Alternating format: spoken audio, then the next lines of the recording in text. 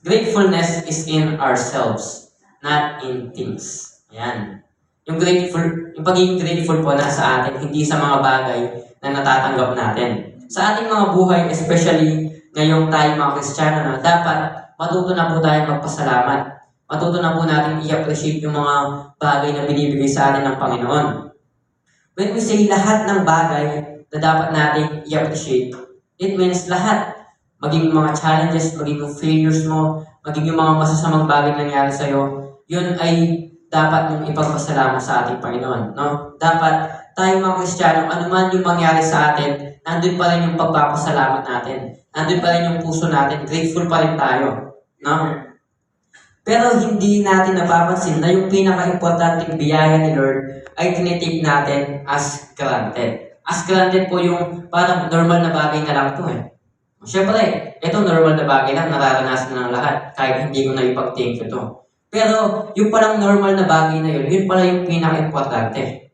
Amen? Ano man yung bagay na binigay sa'yo ng Lord, ano man yung bagay na yun, na feeling mo maliit, pero yun pala yung pinaka-importante sa buhay mo. Yung pag-gising mo. No? Isa yun sa pinaka-importanting nararanasan natin. No? Bigay ng ating Panginoong Jesus. Pero once na nawalan ka ng ganyan, yung maliit na bagay na yan, doon mo palang makikita yung worth niya. Kunwari, binibigyan ka ng pagkain, Lord, araw-araw nakakain ka. Pero kapag dumating yung time na wala ka ng makain, doon mo palang marirealize na yung worth pala ng pagkain is mas matimbang pa kaysa anumang bagay na dinidesire mo noon. Kunwari, gusto mo lang bagong cellphone. Meron ka ng bagong cellphone, wala ka namang makain. Ano po ba yung mas importante doon? Siyempre, makikita lang natin yung worth ng isang bagay kapag nawawala na yan, no? Yun nga, example sa pagkain natin araw-araw, iniisip lagi natin na lagi naman tayong makakain. No? Ipoprovide naman yan ni Lord, kaya okay lang kahit hindi na ako maging grateful dyan. Kasi normal lang yan sa mga tao, kahit hindi na nanalig kay Lord, binibigyan niya ng pagkain. No? Yung nagiging mindset na natin na yung bagay na to normal na lang to. No? Kailangan ay parang normal na lang sa akin na meron ako nito.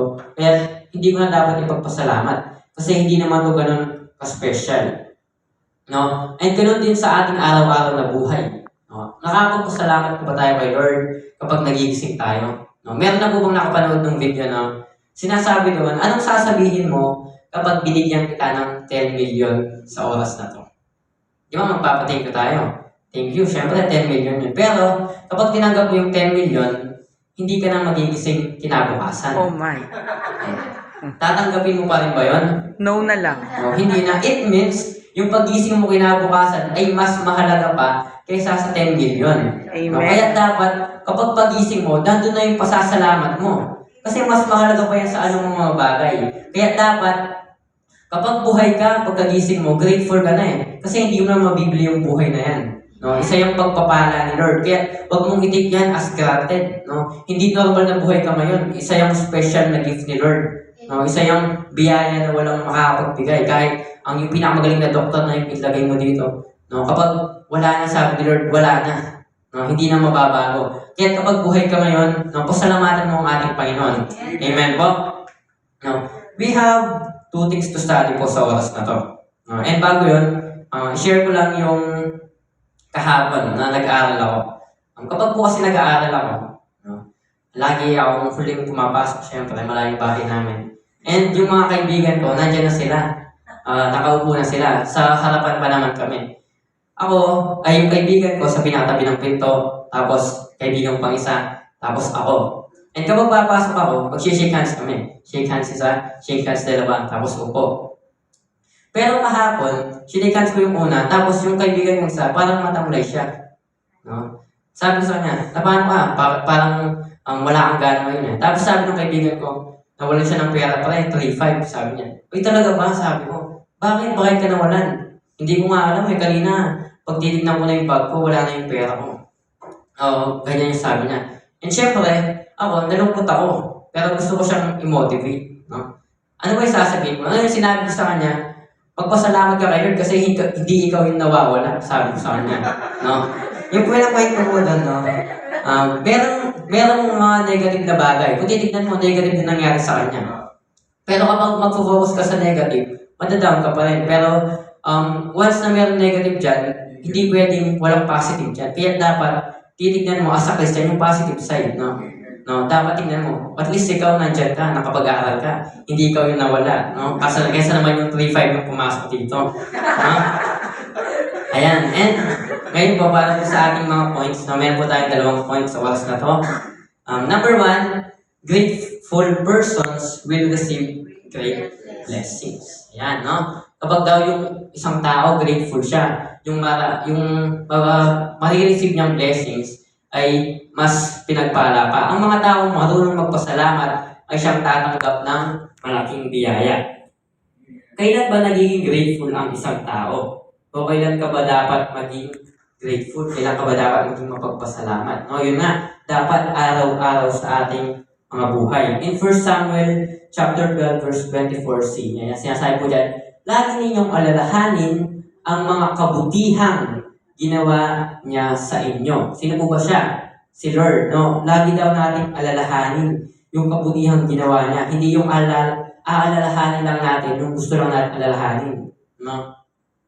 Yung bawat nangyayari sa buhay natin, galing yan kay Lord. And kung titignan mo, lahat yan ay nakakabuti sa'yo. No? Iniisip mo lang na, makakabuti ba ito sa aking pagsisimba na to? No? Sayang lang yung oras ko, sinasabi ko sa sarili mo. Pero, as times pass by, no, marirealize mo na ito pala makakabuti pala sa akin. No? Ako din pala yung magbe-benefit, hindi naman yung nag-invite sa akin. Ano mong mapapala nung nag-invite sa akin. No? Ako din pala yung makaka-benefit dito, ako din pala yung makakapakinabang. No? Kaya pagkakain tayo, magpasalamat ka. No? Hindi naman si Lord yung mabubusog ikaw. Kaya dapat magiging kang mapagpasalamat. Amen? Kaya lahat ng nararanasan natin sa buhay, nandun dapat yung pagpapasalamat na yan. No, dapat yung pagpapasalamat na yan, hindi yan nawawala. Ano man yung bagay na meron ka, kailangan matuto pa rin tayong magpasalamat. Yan. Sinasabi dito, mag-focus ka sa mga bagay na nandyan at marirealize mo na yung mga bagay na wala ay mabibigay din sa atin. Kaya mag-focus tayo sa mga bagay na meron tayo ngayon.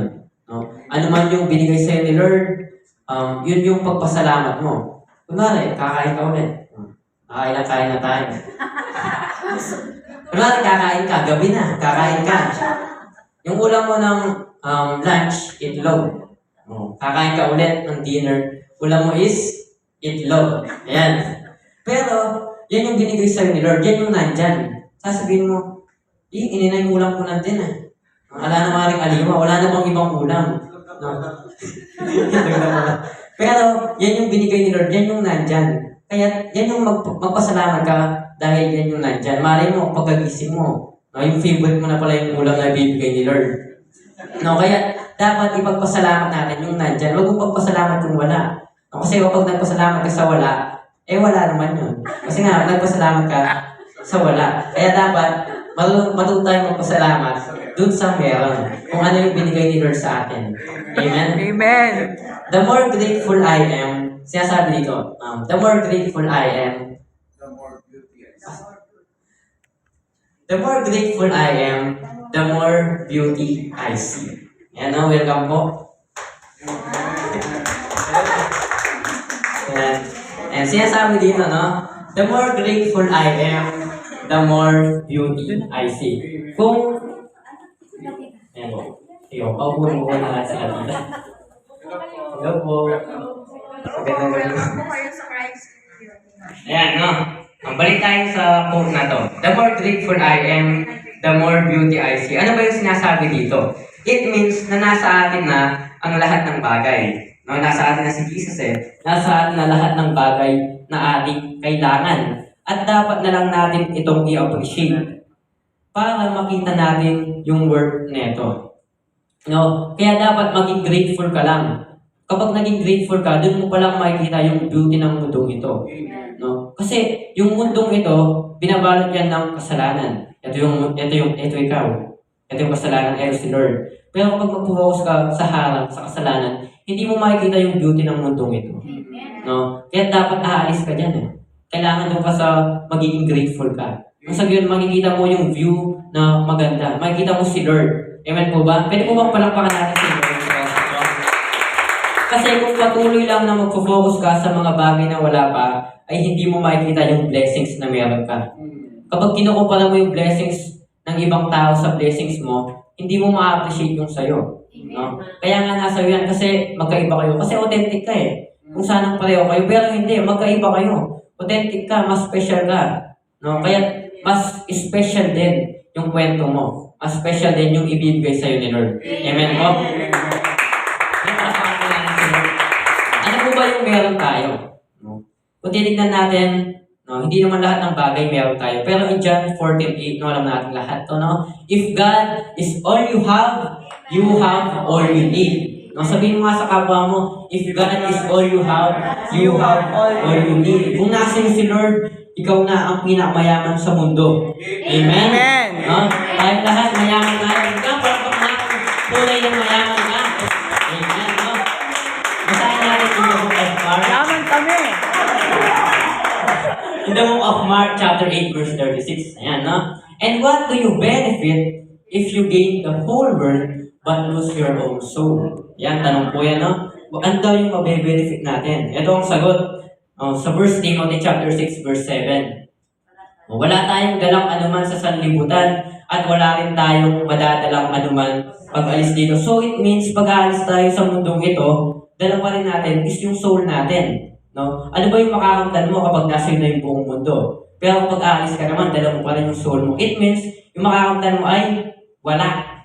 No? Wala kang makakamtan kasi yung dadalhin mo lang pag alis, soul mo lang eh. No? Ano mo yung gagawin mo sa mga iniwan mong bagay? Wala na yun. No, hindi mo na magagamit. Kaya what benefit would you have kapag nasa nga yung lahat ng kayamanan? Pero nawala naman yung pananampalataya mo. Nawala naman yung soul mo. Nawala kay Lord. Kaya dapat, ano yung palaguin natin? Dapat palaguin natin yung soul natin. Dapat i-desire natin na makuha natin. Kaya naman, kung dinidesire mo na makuha lahat ng bagay sa mundong ito, ay stop na natin. No, instead, i-desire natin na gawing healthy yung soul natin sa pamamagitan ng pag-connect sa ating Panginoon. Amen? And number 2 po, no? Be contented in life.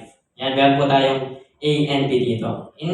Una po, in things you have. Maging kontento po tayo sa mga bagay na meron po tayo. Yan yung mga bagay na meron ka. Kung kontento ka na dyan, no? Kailangan pagpatuloy mo pa. No? Yan yung mga bagay na meron ka na kontento ka na sa mga bagay na yan. No? Tayong mga tao, di ba gusto natin lagi tayong nakikiuso. No? Ano man yung meron na bago, gusto natin, ako din, meron ako niyan. Gusto ko kapag ikaw meron ka, meron din ako. No? Pero, hindi natin namamalayan na hindi na pala yun yung mga bagay na kailangan natin. Parang ninanais lang natin yun dahil sa mga mundong bagay lang. Hindi na natin isinasaalang-alang, hindi na natin ginagawang reasons yung pananaw ni Lord. Ginagawa na lang natin reason is yung sariling desire natin para makuha yung mga bagay na yun. At yun ay isang malaking kamalian natin as sa tao, no? Pero once na nakuha mo na yung bagay na yun, nakuha mo nga yung bagay na yun, yung inaasam mo, no? Tapos, marirealize mo na sa unang masaya ka eh.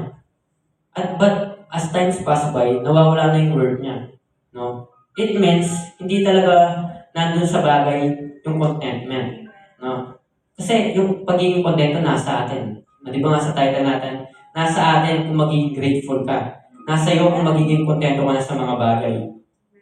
Kasi yung contentment, di ba, nasa atin. Hindi naman nasa bagay yan. Kahit na nasa iyo na ang lahat ng bagay. No? Kung ikaw hindi ka marunong maging kontento, magdi-desire ka pa sa mas marami. Kung titignan natin yung mga mayaman sa mundo, nagpapayaman pa na nagpapayaman. Pero tayong Kristiyano, ano man yung meron natin, grateful tayo, thankful tayo, contented tayo. Kasi naniniwala tayo, if God is all you have, we have everything we need. No, nasa atin na si Lord. No? Ano man yung iniisip mo sa gagawin mo mamaya. No? Ano man yung iniisip mo na mangyayari sa'yo. Pero, kontento ka na sa buhay mo ngayon. Siyempre, titignan mo na lang na, okay na ako sa ganito eh. Okay na ako kay Lord. Kontento na ako kay Lord. Amen po. Kaya, hindi mo na i-desire yung mga bagay na maaari pang mapagpalayo sa'yo kay Lord. No? Kasi minsan, as tao, hindi natin namamalayan yung palang i-desire natin, mga bagay na pala na hindi kalooban ni Lord sa atin. Pero akala natin, ito'y kalooban ni Lord. Tignan natin in Hebrews 13:5. No? Alam natin to as He will never leave you nor forsake you. Pero in Hebrews 13:5 is nasabi dito, be satisfied for what you have. Amen. Maging kontento ka sa kung anong meron ka. Amen. Sabihin mo nga sa kapwa mo, maging kontento ka sa kung anong meron Maging ka. kontento ka, Romeo. Amen, no? Satisfied, may contented. Kontento ka na dapat sa kung anong meron ka. Sapagkat yan ang binigay ni Lord sa'yo. Amen. Pwede tayong maging grateful, pero hindi pa tayo contented. No? Sa paano pamaraan ba yun? Example, no? Grateful ka sa bagay na nakuha mo, pero hindi ka pa kontento. Kunwari, nag-aaral ka. And passing score is 75. Nakuha ka naman ng 75. Pasado ka naman. Grateful ka naman kasi pasado ka. Pero kontento ka nga ba? Kontento ka ba sa 75? Kontento ka ba sa 75? Pero grateful ka. Grateful ka kasi pasado ka. Amen. Pero nasa iba yung contentment. No? Siyempre, i-desire mo na iangat pa to.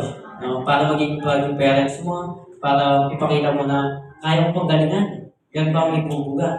No, anak ko ni Lord eh. Kaya sinabi niya kapag huminga ko sa kanya, bibigyan niya ako ng talino. No? Kaya sa susunod, gagalingan ko na. Pero grateful ka. Nandun pa rin yung thanksgiving. No? Hindi mawawala yung pagpapasalamat sa ating Panginoon. And dito naman tayo sa B. In relationship with Christ. No? Yung relasyon natin sa Diyos ay hindi katulad ng mga bagay na meron tayo. Kasi kapag may mga bagay na nawala, nagpapasalamat tayo. Pero huwag mong hahayaan yung relationship mo kay Lord, mawala yan. No? Hindi yung pinagpapasalamat. No? Dapat sinisik yun. Dapat yung relationship mo kay Lord, huwag mong hahayaan mawala yan. Ano man yung pinagbibisihan mo, ano man yung pag-aaral mo, ano man yung ginagawa mo sa buhay, dapat yung relationship mo kay Lord, nandyan pa rin yan. Hindi dapat yan nawawala. Amen? Hindi pa nagbago na natin. Yung mga bagay na nawawala, yan, pero okay lang. Pero dapat relasyon natin kay Lord, nandyan lagi yan, hindi nawawala. Kasi yan tayo kumukuha ng lakas kay Lord eh.